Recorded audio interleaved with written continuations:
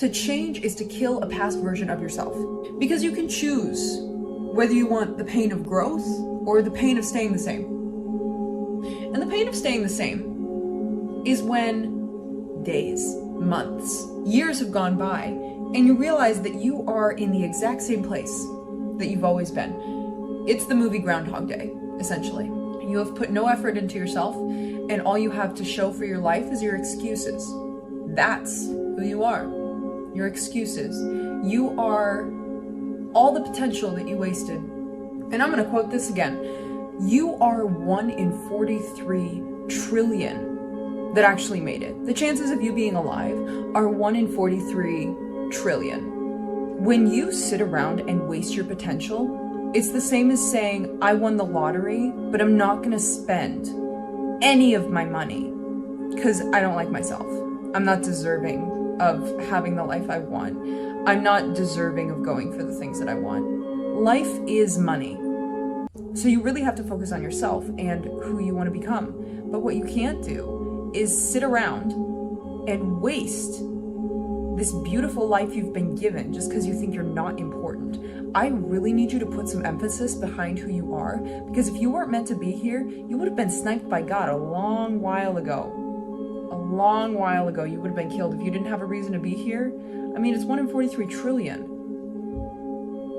Come on. Like, what? Why do we constantly and continuously and consistently sit around and think we are not important when we, the 8 billion of us that actually made it, which is a really, really, really small number if you look at the odds, and then we sit around wasting this life of ours that we were given by saying, oh, I'm not important, I need to keep myself small, I need to keep myself locked away. You know, I'm gonna disrespect myself at every given turn. Having all this potential as a human being and wasting it because you think you're not important. That's the biggest self-disrespect that you can have in the entire world, is to think that you're not important. And I'm not saying you're important in an egotistical way, like you're king of the fucking world. But I'm saying we very quickly forget, easily and quickly forget, just how fragile the human existence is, and we get to experience it, and we waste it. Greedy little creatures we are. And then to touch further on this whole self-disrespect thing, if you don't respect yourself, how do you expect the world to respect you? Like, how do you expect other people to look at you and be like, yeah, I'm gonna respect this person who doesn't even respect themselves enough to actually go out there and put some time and effort into themselves to grow as a human being. And here's the thing, I'm completely guilty of this as well. I'm a very, very, very dedicated person, and I have a lot of potential in me. And I've said this before, I can reach any goal that I shoot. Because the more you disrespect yourself, the more others can disrespect you and you'll believe them. I need you to start walking this earth like it was your God-given right to be here, because it is. We shouldn't be here as a human race. It is a miracle that the planet even exists, you know? I need you to walk every step on this earth like it's a miracle, because it is. And I'm not talking about gratitude. I'm talking about you as a person existing on this planet. You shouldn't be here. You shouldn't be alive. This shouldn't be a thing. Okay?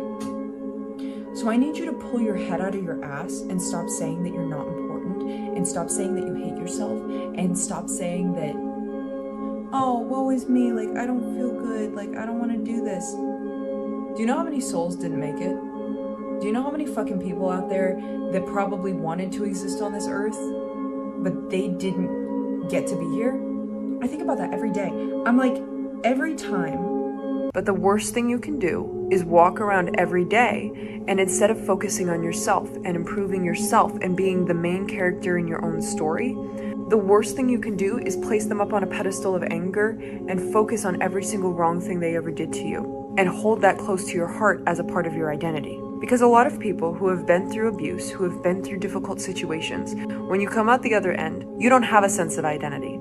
So a lot of abuse victims, trauma victims, A lot of people will cling to their pain because it serves as a form of identity.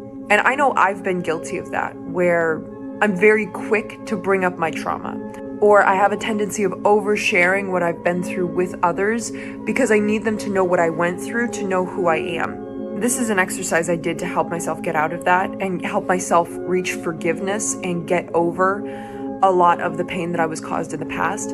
I thought to myself, hey Bailey, who would you be